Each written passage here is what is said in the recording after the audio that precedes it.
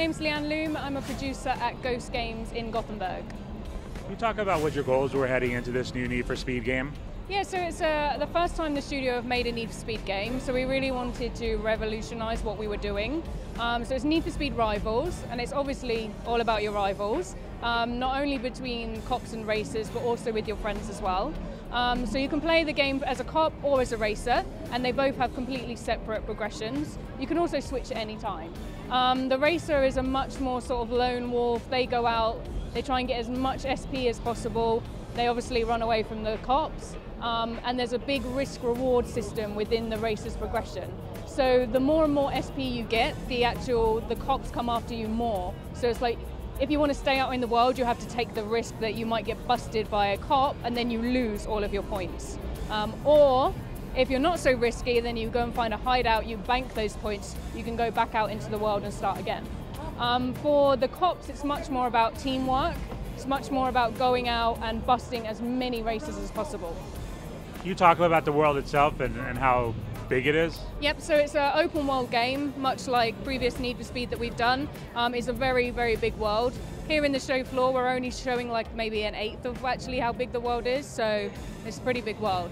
The other big thing that we're doing to revolutionize Need for Speed is our system called All Drive. So this is what we're showing here at E3. All Drive is basically us destroying the lines between single player and multiplayer. So it's the system that allows you to play the game online with your friends in single player and multiplayer at the same time. So there's no separate single player to multiplayer, it's just one experience. So for example, I could be in my world doing a race with some other AI or some other people, and then you could join my world as a human player and you could be doing a pursuit.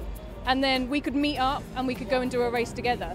So you can have separate experiences, but they're in the same world, and then you can have the same experience. So it really changes the way that you play Need for Speed, and Need for Speed have never done anything like this before, so it's something that we're super excited about.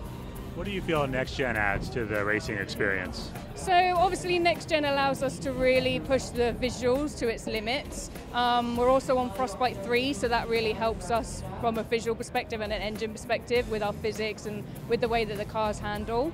So Next Gen, obviously we got a dynamic weather system in the game, and we can do particles. You can see a storm in the E3 show floor as well. So it really allows us to push those limits. What's it like having the connection with the new movie with that new Ford? Yeah, obviously we're super excited about the movie coming out, and we want to work together with those guys to make sure that it's one brand. Can you talk a little about the cars? So we're showing the F12 Bellonita here, the Ferrari, so that's another really big thing for us this time round. We haven't had Ferrari in Need for Speed for like 7 years, so it's a massive deal. And then we're showing the Agera. So they're the two focuses of E3, and then we'll be revealing more at a later date.